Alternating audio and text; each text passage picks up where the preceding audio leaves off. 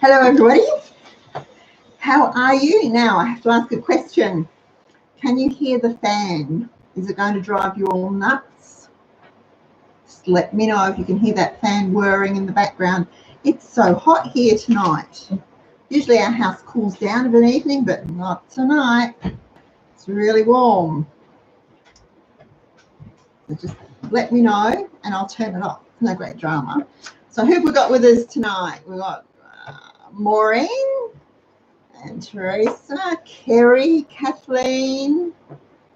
Welcome, Kathleen. It's your first time. Lynette, Lisa, let's see, Annette, Diana, Priya, Lorraine, Nadine, Glennis. Oh my gosh. Judy. Hello, Judy. Michelle, Narelle. Woohoo! Okay. Alrighty. Oh, still afternoon for Teresa because she's in WA. Yeah. Oh, early evening for us. We've had dinner. Wayne's gone to his meeting. Tom's in his back cave doing whatever it is he does in the back cave. And it's Hannah and I'm here tonight to talk to you about why a stockpile is so important. But before we do, a little housekeeping or a little thank you. When I went to the post office the other day, I had a really lovely surprise. I pulled out this envelope and that's Kath Armstrong and I flipped it over and ooh, and I opened it up and it had a lovely letter in it from Merrill Williams, a little note, and a whole bunch of magnets that she put in the post to me for me to use in my cards. Oh, sorry about that bang. Remember I mentioned, I often talk about our card making, and I mentioned probably a dozen times in the course of that talking about the card making that we use these promotional magnets in our cards. So she saved them for me and sent them to me. So thank you, because we don't get them. We don't get junk mail, do we? We don't have a person. And we don't have a junk mail person, but we don't even have a sign on the letterbox that says no junk mail. So thank you, Meryl. That was very much appreciated. I'll show you some of the cards I put them in. Okay. Now, hello, Beryl. Hello, Julie. Hello, Pam. Hello, Estelle. Hello, Joe. Hello, Tracy. Okay. Let's get started, folks. Why is a stockpile important? For a number of reasons.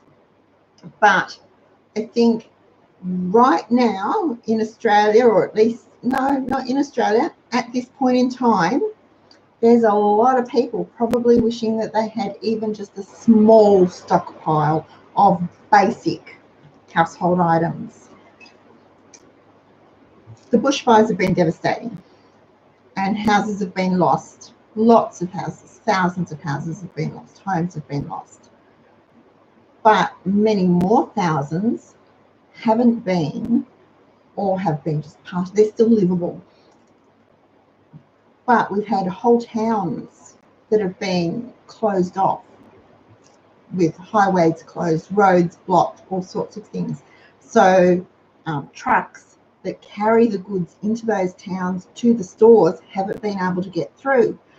The air highway, the main highway between South Australia and Western Australia was closed for 12 days.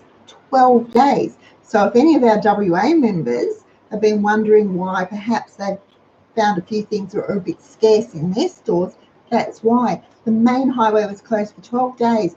That ground road transport and rail transport to a halt. Again, it was because of fires. So nothing was getting through. If you needed something and you didn't have it and you went to the store and it wasn't there, you're sort of stuck. Unless you're clever and can come home and create what you need out of things that you've already got on hand, then you're stuck. And that's a topic for a different show. But that's why I say a stockpile, even if it's just an extra week's worth of very basic food items in your pantry, and basic meds if you're on meds, and some, if you've got a baby, you might need formula or nappies or whatever. Just keep a little bit extra for those times, because it doesn't always have to be a huge disaster like the bushfires, or like what happened to us when we suddenly both found ourselves out of work on the same day. That it doesn't have to be like that. It can be something really simple as you get sick and you can't go out, or one of your children becomes sick and you can't go out. Because we all know kids, even the best behaved kids, when they are not well, they're clingy and they want mum and they want dad and they want grandma, and they don't want to be dragged around the shops. So you aren't able to go and do those things. Now, you could do an online order if you're in a city, a bigger city, where you can do those. But in circumstances like we're facing at the moment, online orders aren't getting through. The post isn't getting through. So you are really stuck. So that's why, more than anything else, I keep a stockpile. Now, you all know there's two main reasons. The first one is I don't like grocery shopping. I get too cranky and crabby and people annoy me. So I do the bulk of it once a year and then I just fly in and fly out. But the second reason is because there will always come a time when something goes wrong. Something will go pear-shaped and you will not be able to do your shopping. You will not be able to get to the corner store, or if you're country, you won't be able to make that trip into town to do your weekly or fortnightly or monthly shop. If you order online, it won't be able to be delivered. So keeping just a small stockpile is really important. It saves you. It saves you from stressing. It saves you from going hungry or missing out on your meds if you have meds. I know both Wayne and I keep an extra lot. We're one ahead on our scripts so that if things go wrong, we don't have to worry about missing out on our medications. Mine aren't so important, but his are. So, yeah.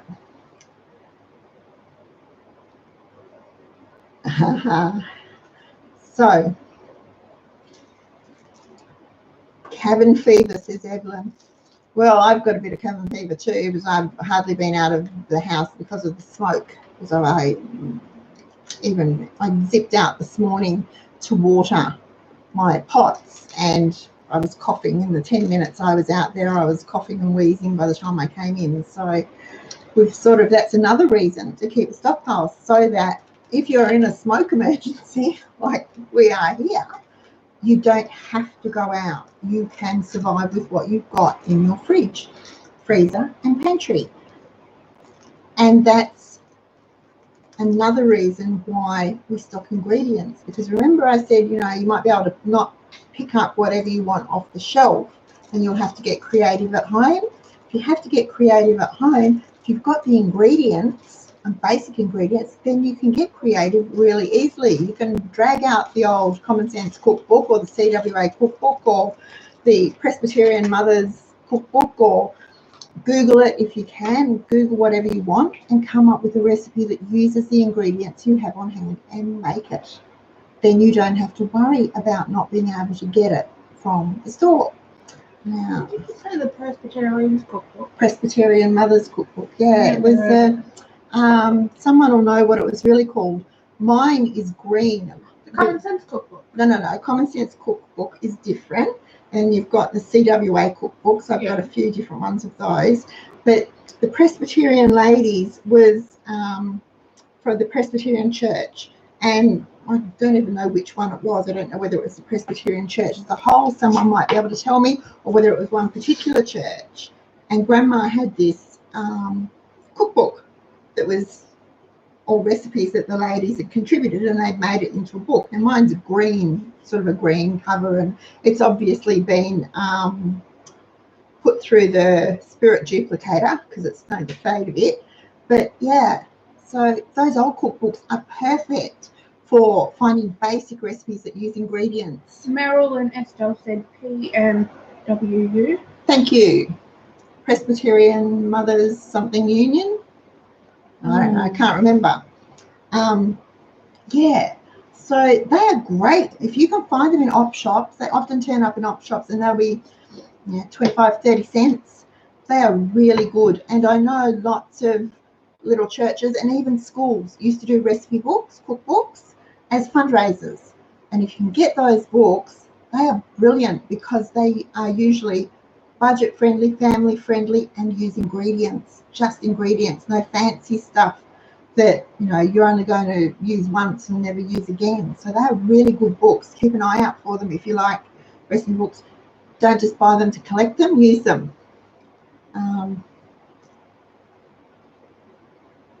Oh, thanks, Meryl. Meryl says the Missionary Union. Thank you, Estelle. Cool. Okay, so Meryl said the Presbyterian book is still available from the Presbyterian head office. There you go.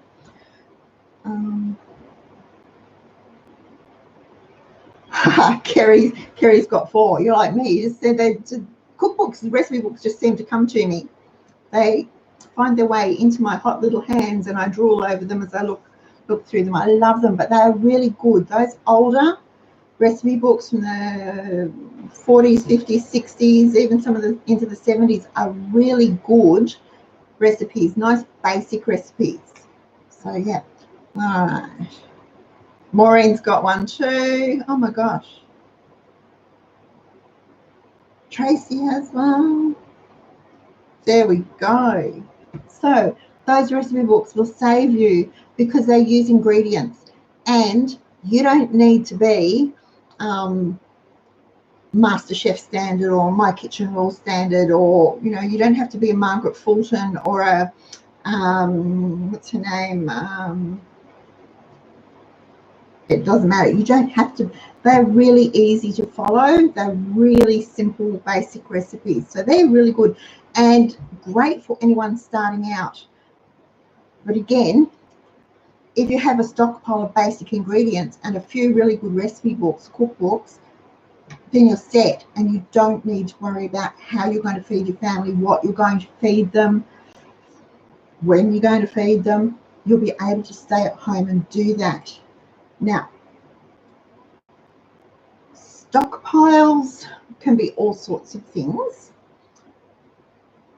I have groceries and I have cleaning supplies and we have toiletries.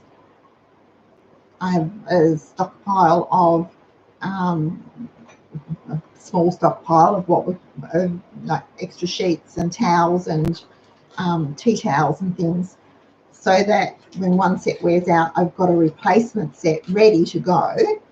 Then I can keep an eye out and buy whatever when it comes on sale to replace it. So I have a small stockpile of those sorts of things.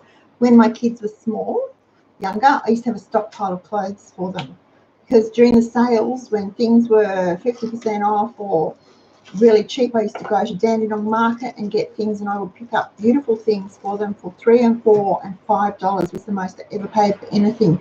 Beautiful jumpers, gorgeous dresses for Flossie over here. The boys always had really nice trousers and jumpers and things, and they were never more than $5 from the market. They were usually brand names that were, I don't know where the lady got them from. They were probably factory seconds or something. I didn't care. They were really nice. They were cheap, and they're actually cheaper than me making them. So I would go there and I would stock up, and if they had something I liked, especially for the boys, sorry boys, but boys' fashion doesn't really change all that much. So you sort of, a good basic jumper would do them for a few years. So I would buy it in a few sizes and put it away. So I had a stockpile of kids' clothes and PJs and things like that too. Stockpile for pets. Yes, we don't have any pets at the moment. No, we're not getting Bruce. It's Pancake now. Pancake now. Oh my gosh. Did Bruce get squashed? Bruce is gone. You waited too long.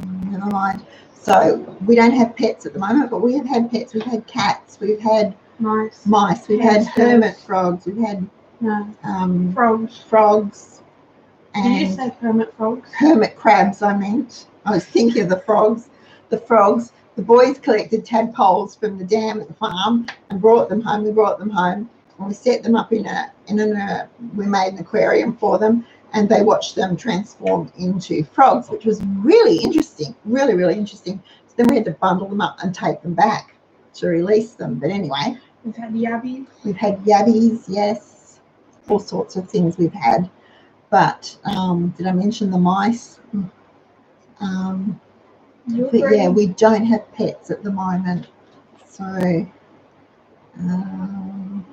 yeah, right. Now, what does Julie say? All dynamic across the country with prices on food due to the extended drought and now the ongoing fire situation. We've not been here before. Julie, I was talking to, what are you laughing at? I was talking to an older lady just recently, where I found her, but anyway, chatting away to her, and she said it reminded her very much of her childhood after the war, when things were short, but not as short as they had been during the war. So she was Australian, so she spent World War II here in Australia. So her version, her experience of shortages would have been very different from anyone from Europe or Britain. But she said she feels now that it's moving towards that sort of thing where you expect to be able to go in and buy your sugar, and the sugar might be there, but there won't be as much of it on the shelf, and it will be much more expensive. And I thought that was interesting that she's relating the two and sort of saying this reminds her very much of what it was like when she was growing up. And so, yeah, 2 cats, 1 dog, 2 canaries. I love canaries. They sing so beautifully. I'm not getting a canary. A baby lizard under. No, Hannah wouldn't like the baby lizard because you're not allowed to keep lizards. We don't have the reptile certification, Maureen, so we can't have them. No lizards. We used to have a blue-tongue lizard in Wagga that lived under the sort of Wayne's shed had a concrete ramp up to it, but it had like a drain pipe that ran through it, and the lizard would live in there. And it was just gorgeous. He was just in there all the time. And I used to put out little chunks of meat. I'd chop off some steak and stuff if we were having just little tiny bits put out for him, and then little piles of lettuce or silver beet or whatever for him, and he'd come out and he'd eat nibble them up, and off he'd go again. Granny and Grandad. Yeah, yeah, Granny and Grandad had lizards. Yeah, so. All right, so lots of book sales happening.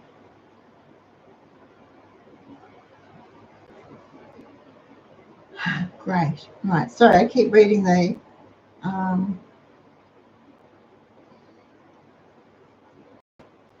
Bundaberg CWA cookbook. Woo, I've got the New South Wales ones. Jules, I love my CWA cookbooks. I love them because they're practical, but I used to use, when we were first married, I used the information in the front, the catering. You know, if you're catering for 50, you need so much coffee. If you're catering for 100, you need so many tea bags. That sort of thing was so handy. What's genius? Put the catering information in. So, lots of the older style cookbooks have that sort of information. How much butter you need to do, 50 sandwiches or whatever, and how to make egg salad for 100 and stuff like that. It was really handy. I used it a lot. It was really good.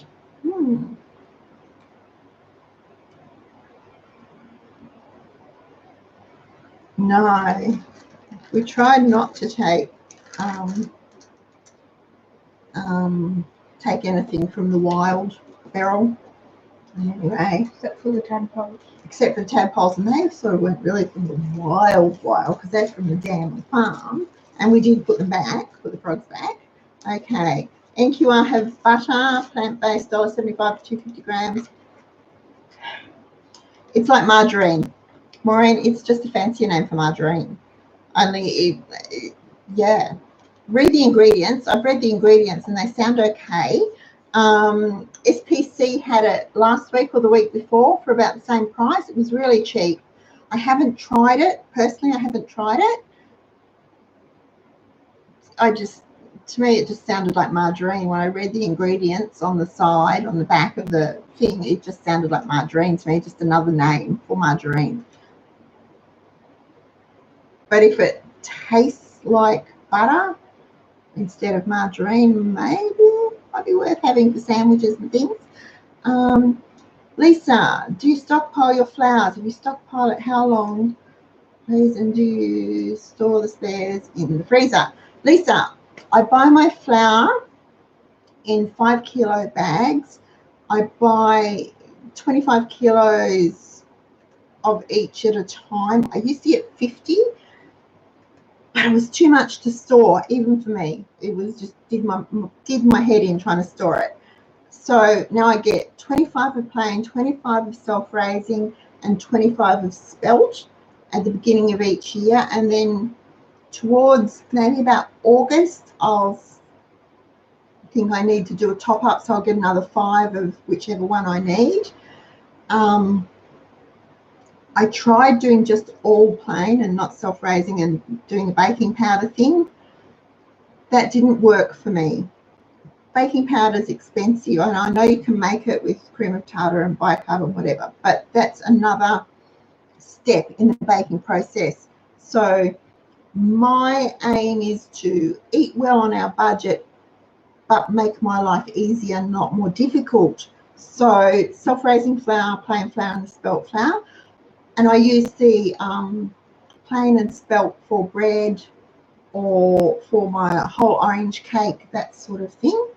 I don't use straight spelt because I find it too cardboardy. It's too heavy. So I do half spelt. If a recipe calls for 2 cups, it's 1 cup of white plain and 1 cup of spelt, and I mix them like that. Now I keep them, when they come into the house, they go straight into the freezer, and if the freezer's not full, they just stay there till I need the freezer space.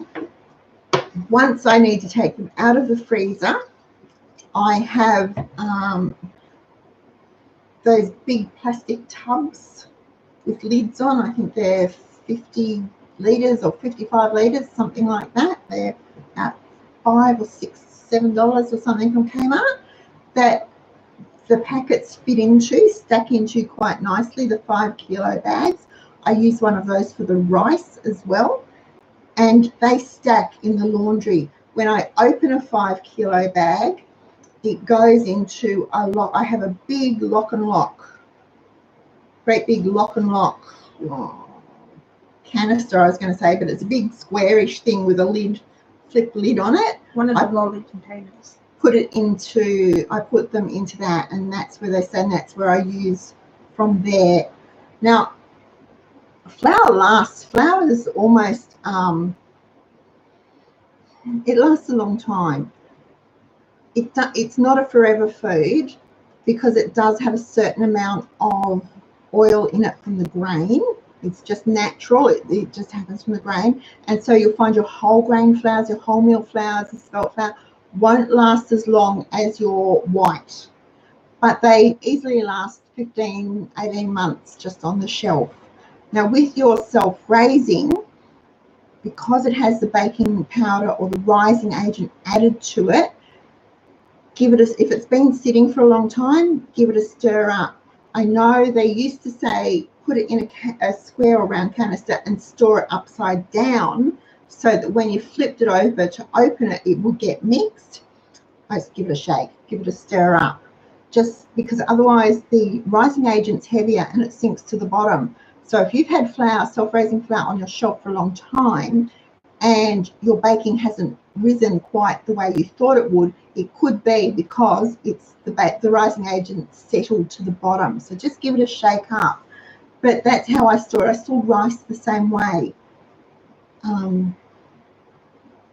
I hope that wasn't too long and convoluted for you.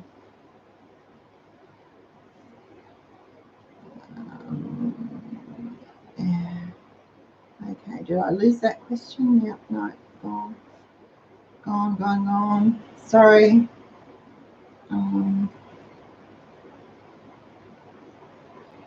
Okay, right. Any more questions? No. Maureen, Kerrygold butter, $1. Kerry, that's a great price there. Kerrygold butter for $1 per. That's only $4 a kilo. Is that salted or unsalted? Doesn't really matter. Olive oil based. Oh, it's olive oil based.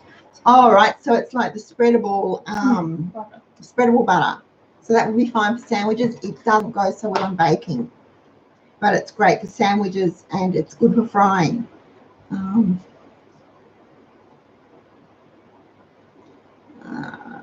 At the moment, Estelle, Aldi is the cheapest from your regular supermarkets. I got my flour from Costco because it was just a few cents a kilo cheaper. And in the big packet. And I could get it in the bigger packets, and it worked out for me like that. But you do need to be careful because Costco isn't always cheaper. So, yeah. Hello, Lucinda. Okay. Now, Teresa, Costco is coming your way next year, sometime this year, early this year, April. Don't live in that country by the sound of it. Oh, you're out in the country. Never mind. It's not all it's cracked up to be.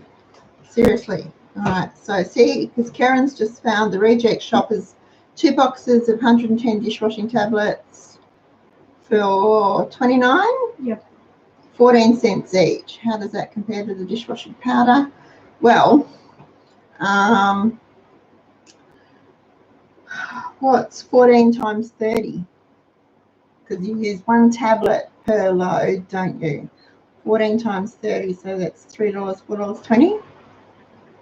$4.20. $4.20. So the dishwasher powder is about $3.99, and you get between 30 and 45 loads from it, depending on whether you use 2 spoons or 3 spoons. And if it's the Coles or Woolworths home brand powders, that's $2 a kilo. And so, yeah, the tablets are more expensive.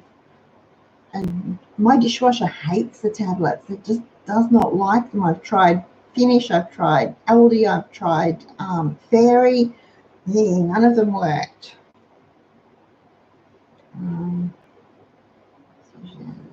IGA.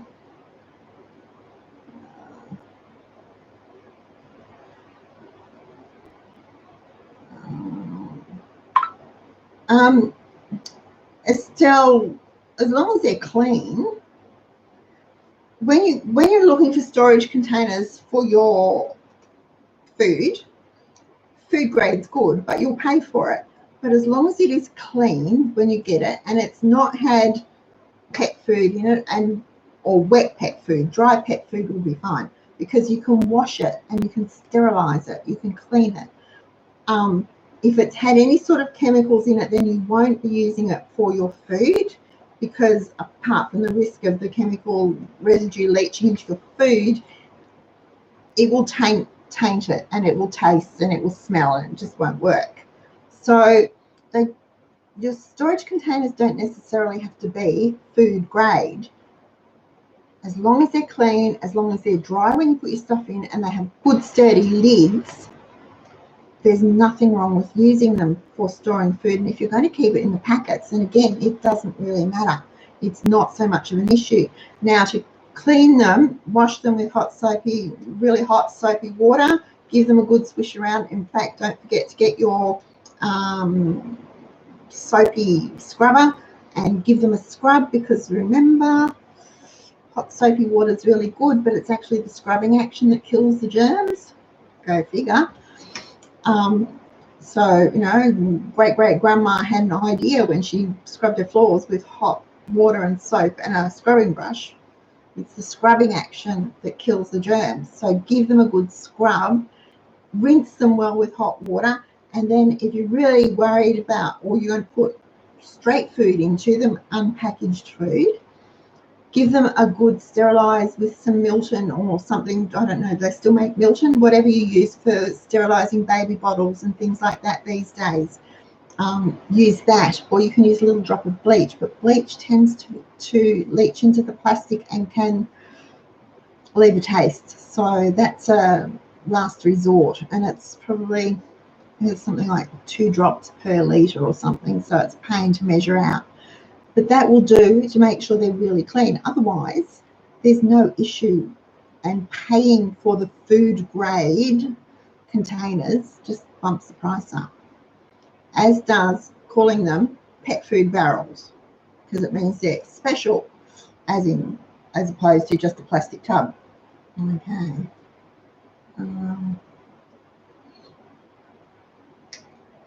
Lots of things at Costco are seasonal, Estelle, just like they are at Aldi.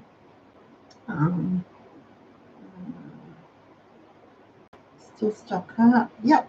Just because you live on your own, or just because you're a couple or a small family, doesn't mean you can't have a stockpile of what you need. It just means your stockpile will be a different size to mine.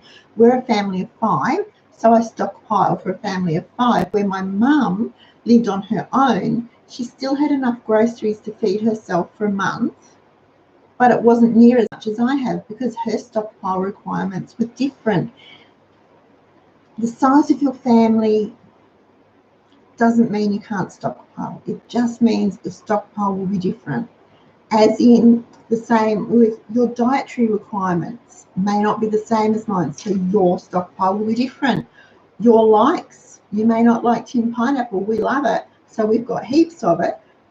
We've got it, you don't, because you don't like it. Your stockpile will be different. It doesn't mean you can't have a small stockpile of the things you need to feed yourself and your family, even if it's just for a few days to a week, in the case of an emergency.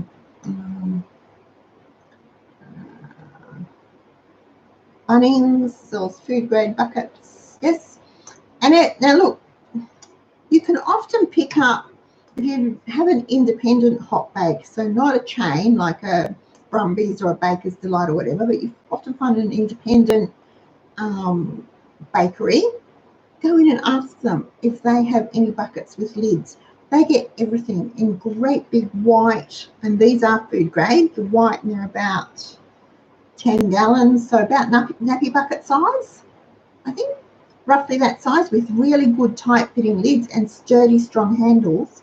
They get those. Now often they will have a huge supply of them. They can't always return them when they get their new ingredients, so they need to shift them on. Now some of them will give them to you, some of them might ask you for $1 or $2 per bucket. They're really good. Now we had those for our camping stuff because they pack really well and they're really sturdy, and for the camping stuff it needs to pack well and be able to go and be jostled around and over bumpy roads and whatever, and not split and crack and so on. So they're really good. So that might be another option rather than waiting to go to Costco and paying more. So yeah, okay, all right. You're not late, you're just popping in now, that's fine. Okay.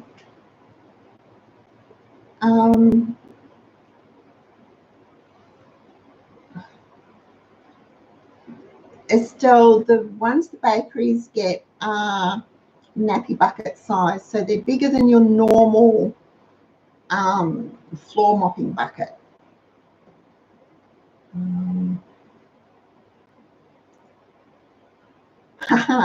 Lisa doesn't buy the baby cukes anymore. Do you know what? Plant them. Go to the nursery and get 3 cucumber plants, plant them, you'll have cucumbers coming out your ears, and you just pick them when they're, 12 or 15 centimeters long. You don't let them grow really long.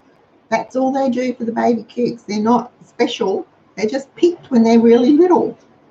Good size. Cucumbers grow really easily, and they don't need to grow in the garden. You can put them in a pot. Put them in a pot, put 2 sticks in, run some string between them and train them up the strings. They'll climb. So they're really easy to grow. And if you sit the pot in a basin of water, you won't have to water it quite so often. Keep that basin full, and the pot will absorb the water. And when you see it's empty, then you know to top it up again.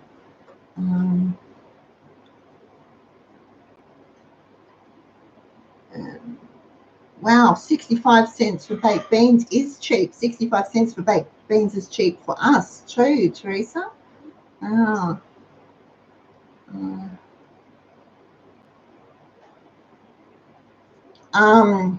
Lisa, any of those sorts of salad veg will have come from cold storage. So while they won't have been frozen, they will have been really well chilled.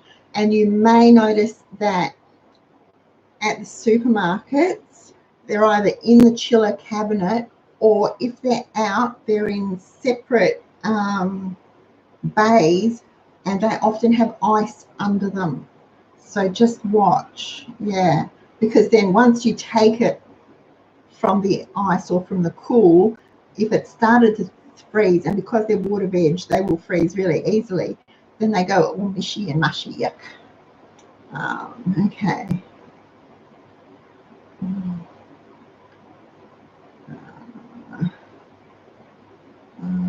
Okay.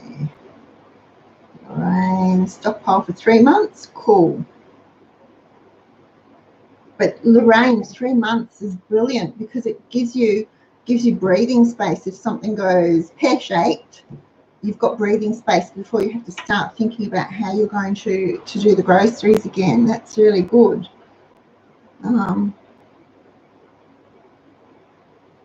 Estelle, for camping, we had, no, not necessarily food. One I used as a washing bucket for our clothes. So it held the clothesline, which was a bag that had the pegs and the ropey stuff that we use for the clothesline in it.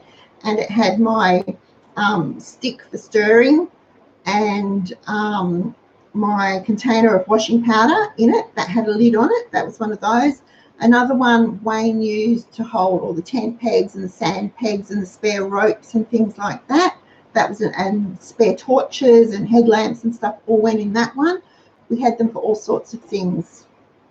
Yeah.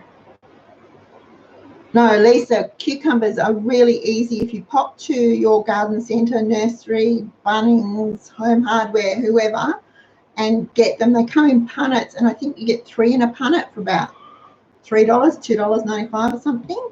They grow really easily. So if you don't have a garden bed for them, put them in a pot or a styrofoam box or something. But like I said, 2 sticks behind each one, and just wind some string around the stick. So you do a sort of ladder, and then as it grows, train it to climb up that, and it will be fine. You'll get them, no worries.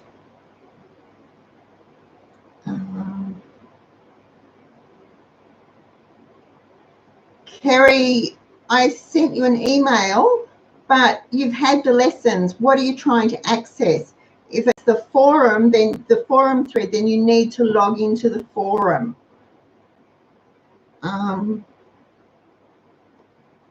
But I sent you an email yesterday, a day before, about it. But you've had both the lessons, because I checked. They've both been sent. Yeah. Anyway, I'll check again for you. Yeah, Lisa, and zucchinis grow the same way. Really easy. They grow like weeds as long as you keep the water up to them, because I call them water veg. They're the veggies that need lots of water. So keep the water up to them, and I don't mean drown them, but keep the potting mix or the soil moist. They'll grow really well.